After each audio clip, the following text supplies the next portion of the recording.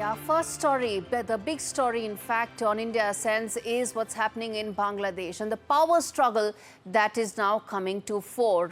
It seems that Bangladesh's political crisis is far from over. It started as a battle for the national unity among students and activists, has now in fact turned into a bit of a political contest and a struggle.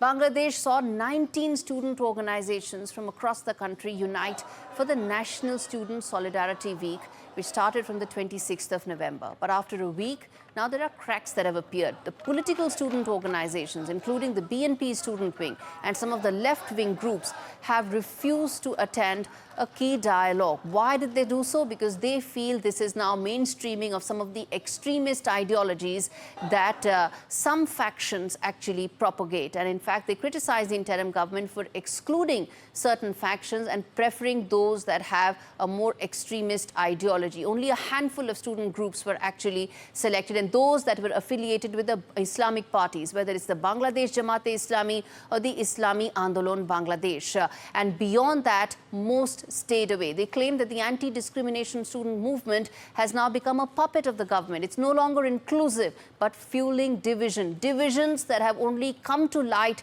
in the last 4 months in Bangladesh. One such group, in fact, took to the streets with a different message. They said they wanted justice for the violent killings that marred the July uprising, something that Awami League has been really focused on and has been seen as the primary culprit of. But the absence of unity amongst these student leaders reflects the larger struggle that Bangladesh is facing. It's at a crossroads. There are economic problems, there are political problems, and of course there are now larger geopolitical problems, particularly the fact that Bangladesh's commentary, particularly from the government, is becoming more and more strident against India, almost baiting it. Of course, India hasn't taken the bait so far, but the fact is that is likely to cause more headwinds, more challenges for the Yunus government.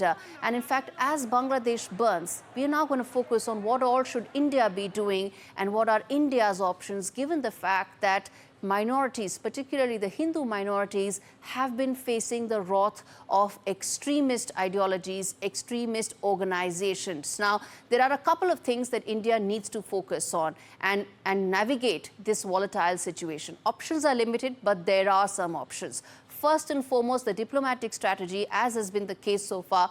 Communication lines must remain robust. They must remain up and running, because who knows who will make way for Mohammed Yunus's interim government as and when elections take place. No one knows. Will it be another extremist ideology-led government?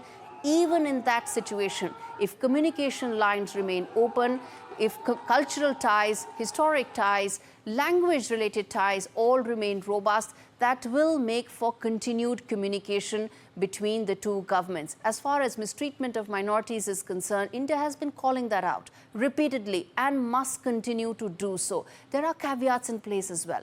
These are Bangladeshi citizens. Of course, they must get exactly the same treatment that any other Bangladeshi citizen must get as per the Bangladeshi constitution. But they are Bangladeshi citizens, and India must call them out, but do so with exercising utmost restraint. What it can do is it can ensure that aid and financial support can continue for and must continue for Bangladesh. The economy has seen a major collapse. There are large sections of Bangladeshi society which do want to have good ties with India.